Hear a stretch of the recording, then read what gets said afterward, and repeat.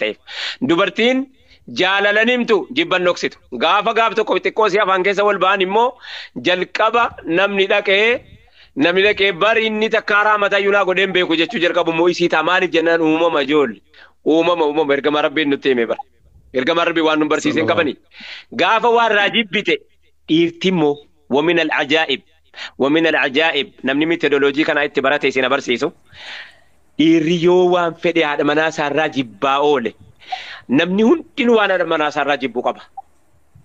Eenyuun irraa jalqabee abbootii keenya eega aadamirraa jalqabee hamma gaafa ilaa yooma sa'aatti haati maaliif jenna namni kun guutuu miti ka? Guutuu miti yeroo dhaban. Waan haadha manaa ofirraa jibbee qaba dhiirri ammoo inni munduu amale. Abbaa fedhettiin himtu dhiira yoo waman taane egaa halkaan isii kun akkuma akka taate malee waan haadha manaa ofirraa jibbe wallaahi dhiirri naasawu. Kanan jibbe jedhee haadha manaarraa naasawu.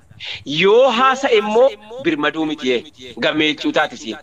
Namu abbaa malee asumaaf achi dhadhalatte yoo taate malee birmaduun ilmoon namaa hattaa yoo dhakaattamante yoo mukattamante yoo lagattamatte laggeenitti yoo amantii takkaallee hin qabne ay biyaadha manaa ofii gabbaafte dhiiratti naasoftu dhiirti. Haati manaa hattaa gadhiisee ka'ellee waan akkanaa taateen jedhu achumatti dhiisa malee calluma jedha dhiirri. Maalirraa jibbe cal maalirraa taatee of cal dhiira jechuun isii kanaas. Faarfamtuun dhiiraallee isii kan. Kan jennattiin kan warri gartee mu'minummaa sifa mu'minummaarraa dubbatamtellee dhiira akkasiiti. Dhiirri aybii haadha manaa ofii dhokfannaan sataramtellee. Wallaahi aybii ilmoo keetii rabbiin sii tatara. Aybii intala keetiillee rabbiin sii tatara. Aybii haadha manaa haati manaa keetii siif haadha manaati malee abbaa siitii barisii dhumati ilmoodhaaf. Wallaahi akkana. Mee ustaaz Raayyaa jira? Laale dhaabanii ni jira. Hin jiranii. Wal nuu seenaa inshaallah al tokko gorsa bareedduu sana ta'ee fudhannaaf. Nama yeroo hedduu arguudhaaf illee hawwaa turree wal nuu seenaa inshaallah. Yoo jiraatan wallaahi hawwii keenyaa mi'asuun nuu seena wallaahi rabbiin maqaan fuutu. يا ربي نوسين سيدا دعائي قدامنا يا أستاذ خيني سين جالنا نوسين يا ربي نوسين سيدا الله يا رب يا رحمن يا رحيم رايا نسجراتني حوين كنا أستاذ رايا أرجلي جاتنا خينا يا الله ملك سجلي سادارك تركني يا ربي إني إجنوبنا كيسا Raayaan bakka kana jiraatanii bakka kanatti ustaaza Raayyaa biratti argame jechuun ani jaallata addunyaa tokko faayin argadde obboleeshanii. Barreeffama sana garraan waatu harkaa badee bara. Ammaa ni qaatumarraa naannoo garraan yaadee doofteen isaanii ta'uu jira. Rabbi isaan nuu haafid wallahi isaan bakka khayna kana nuu fidee rabbi fidee rabbi ta'awul isaanuma jaa wallahi yaa ustaaza khayna fidaa kanafsi wa qalbi ya rabbi nuu fidee du'aa gamta rabbi jama addunyaa kanarratti dhugaa dubbatu. Alaykum wa rahmatullahi wa barakatuh. Wajan wallahi waalaikum assalam warahmatullahi. Haqiqatan obboleeyyan dhugaa rabbi dubbachuu wallahi ustaazi yoo jiraatan olin seenanii okay yoo jiraatan seenanii sana booda'oo hin heerumti probabilitiin walitti heerumuu jira mu'ammami yoo jettanii biyya bara asirratti haasofnetuma jennaan nama hamaa wal seene malee keenya kun bareedduu dhaban. Yoo amba biraa laalte arabni jireenya bareedduu jiranii duniyaa bareedduu qaba. Edaa duniyaan nama waliin hin jiraachisu nu hiyyummaatu wal biraa adda fuudhaa jira seeni Hamza Hasan qabeenyatu keeti sa'a tokko keessatti torba dhiyaata. Sa'a tokko keessatti divorce rate keezi nama torba dhiyaata. Yaa seetti ada dhaggeeffatan homaa inni footoon qabu viidiyoon qabu. Hin qabu. Akkasii. Divorce rate isaa addunyaa irratti baay'ee ol ka'uudha. Nama fakkeenyaaf biyya kana yoo fudhanne nama miliyoona 27 jiraata. Tole nama miliyoona 27. Kana keessa divorce rate isaanii sa'a tokko keessatti dubartii torbattu mana murtii dhaabbata. Sa'a tokko keessatti jechaadha. Marhaba. Maatu afeeyyuga. Sa'a tokko keessatti. Hii kamaadhuma duwwaa bakkee guuteedha. Tole boo. At least sa'a 12 keessatti dubartii torbaan lakkooftee Kana Torban gisee 12 yookaan torban gisee 8 iyyuu jedhe haa ta'u. Tole boo. Immoo deebi'ee immoo hin heerumu. Hin heerumtu. Hin heerumtu. Kanaaf. Ishii malli amma gaammanni keessi diigamee jechuu agarraa bara. Tole. Daqiiqaa 10 keezii tokko ilaalama. Tole. Daqiiqaa 10 keezii tokko. Daqiiqaa 10 keezii tokko kan dubartii. Tole. Kanaafuu diigamaadha jechaadha. Bakka hawaasni kun diigama. Hayyee ilmoon jara kanaawoo. Ijoollee itti koo dhagaa jirtanii miti ilmoon jara kanaawoo. Ilmoon jara kanatti walii kee hoo. Jarri kun abbaadhaa haadhaa bar waggaa 100 darbe bar nutu sadaqaa fidaafi bar. Wallaahi wabillaahi. Sadaqaa nutu fidaafi. Waggaa 100 darbe gandi keenya sadaqaa guduunfatee fidaafi. Har'a immoo jarri hamma quuftii sadarkaa dabarsitee quuftii wajjin jireenya wallaalchiftee inni warraa wajjin jiraachuu wallaalee warri isaa wajjin jiraachuu wallaalee silaa'uu torbeetti wal argu jedhanii beekta. Rakkoon kunis jira. Akkamitti namni warra ofii torbeetti barbaade eeggatama. Biyya keenya bar takkaa takkitti warra abbaa manaa takkaa takkitti gargar hin jiraatanu bar. Walumaan jiraatanii bara ajatuu gaaromuu ballatuu dhiphatuu rakkatanuu waan fedhanillee isaa wajjumaan jiraatanii biyyi keenya garaagarummaan sii kana. Kanaaf ijoolletti koo wanni isinii dhaamu dhaamsee gabaabduudhaan isinii dhaamu tokkoffaa yoo abbaa manaa keetiitii walitti bu'iinsillee jiraate jaarsummaa atumti taa'adhu innumtiniif isi jedhuutti hamma reetee. Daayivarsireetiin seera isaatiitti. Tole. Santii 40 irraa 50 waggaa lamaan jalqabaatti walii kan. Tole. Waggaa lamaan jalqabaatti wanni walii kaniifi. Waggaa lamaan jalqabaatti. Jalqabaa. Sirriidha. Backgroundii garaagaraatii dhufan. Faamiliin isaan garaagaraa irraa dhufan. Bi'aan isaa environmentiin isaan irraa dhufan. Manni keessaa dhufan. Keessaa dhufan. Waliin jireenya haadhaaf abbaa. Kuni hundi qabatee dhufeeti. Mucayyoo mana gahaan dhalattee bakka san geette yookiin mucaa nagaan guddatee bakka san gahe kan itti dabalamu kun jeequmsa fida jechaadha. Kun maalirraa ka'a? Tarbiyaan Islaamaa wal fakkaatu. Bariiraa natti fakkaatti. Narraa hiiki yaa ergamaa Rabbi. Narraa hiiki mirga dubartiiti miti. Narraa hiiki jennaani irraa hiiki ergamaa Rabbi. Achumaan inni immoo jala boo'e. Adaraa ergamaa Rabbi narraa hiiki hin jedheen. Adaraa narraa hiiki hin jedhe. Ennaan irraa hiiki. Amma gaa maaliif irraa hiikanii ergamaa Rabbi yoo jennee gaafanne mirga dubartii kabaje. Yoo jibbitee jette saayikooloojii siin miidhama wajjin jiraachuu hin dandeessu. Namni tokko bar bishaan.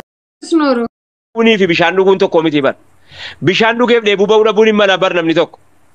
Akkuma kana wantu hundinuu. Bishaan dhugdee miti garuu dheebuun baane maannaa godhare. Hin heerumte malee mucattiin gammadduu miti jechuudha haadha manummaa isii keessatti. Eega gammadduu hin taane immoo isii waan maalinii afaan Oromoo naannoo keenyaa keessatti jaarsaa fi jaartii jedhama.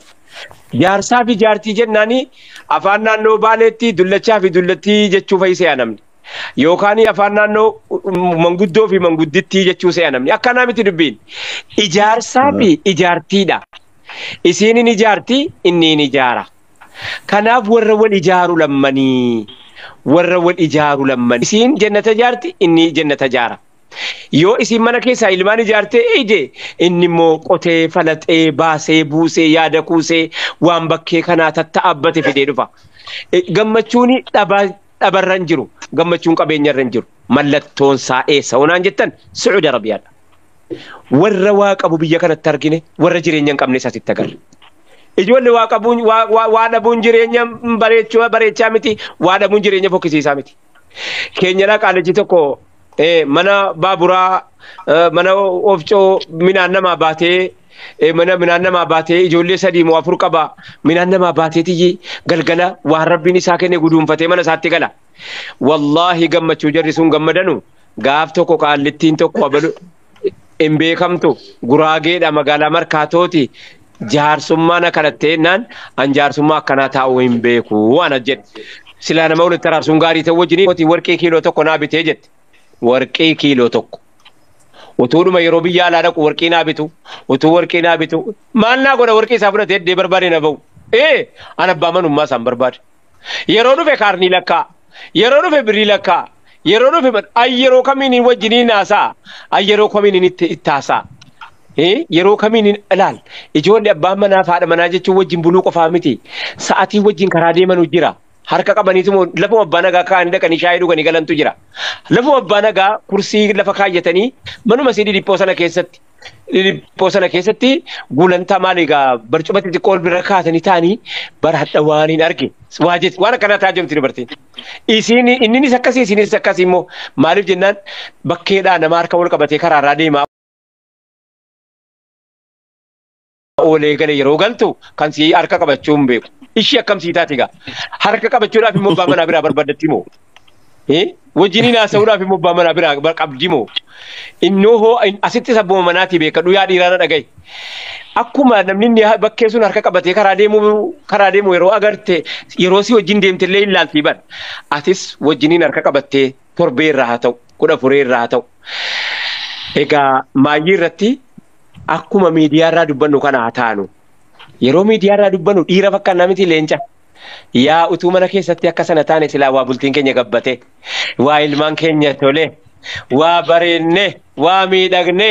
Subhaanallah inna miidiyaa bar ilkaan qarfannee rigaa tolfannee bar mataa mushuxannee areennu gosa biraati suufii tolfannee gosa biraatiin gabbana bar miidiyaa irratti.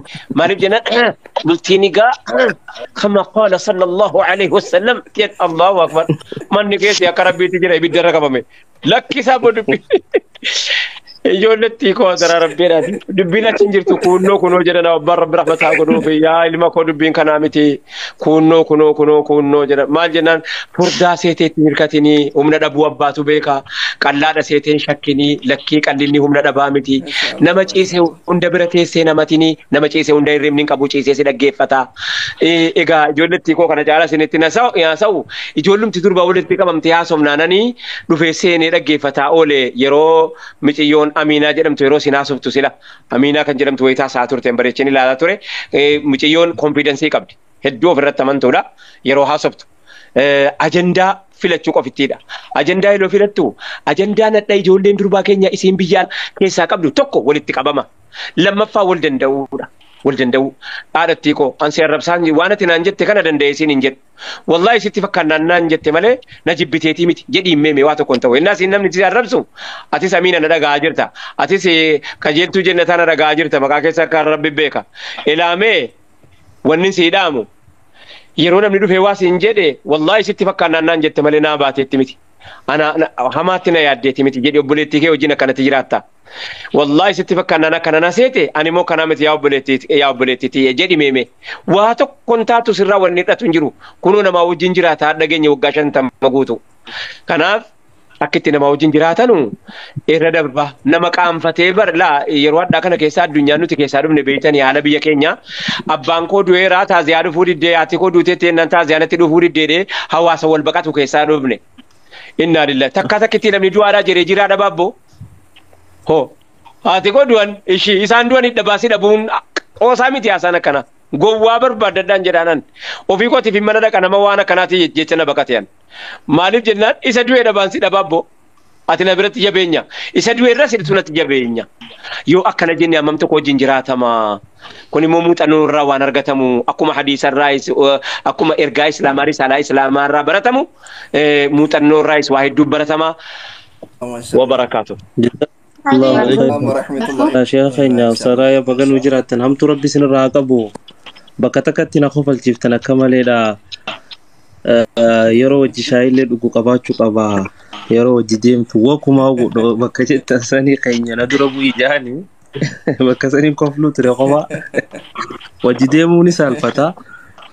Rabbi hamtu isinirraa qabu haasida ilma namaatiif ka'iinsii fi jinniitis rabbi isinirraa qabu. Ame awo amzaasan akka gootu awwayin siidaa masiif immoo kophaatti nam tokko nan dhageenya asin gurra qabadha hamzaadhaa fi waadhama. Laal waan gootu du'aatuma walitti qabe du'aata jenneen dhiifnu nuti abbaa kiyya ana malee eenyuun qabamaa waan akkanaa yaadachiisuun. Jaarraa 21ffaa keessaa miti ijaan arguuyyoon itti arguu dhabeewu anumatu isaaf obboleessa. Anumatu isaaf bultii isaa ijaara. Beetu hunda jaraa gaafa dheera. Mee hammam tokko haadha manaa keessaniitiin guyyaatti torbeetti wal agartumoo. Sheekotii ati beetu hunda jaanii gaafadheen jira.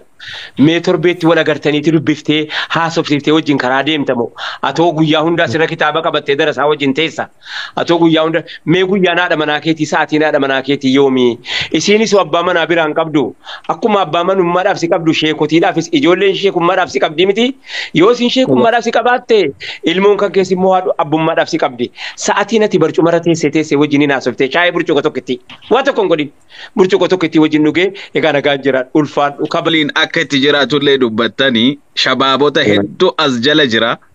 Ka bultii irraa fagaatee bultii ijaarrachuu irraallee fagaatee shamarris dhiirris bultii irraa baqataniituma qobaa ofii jiraatan kanarraa xiqqishumallee gabaabsitanii shabaaba kanaaf osoo dhaamtanii baay'ee jiraatanii miti.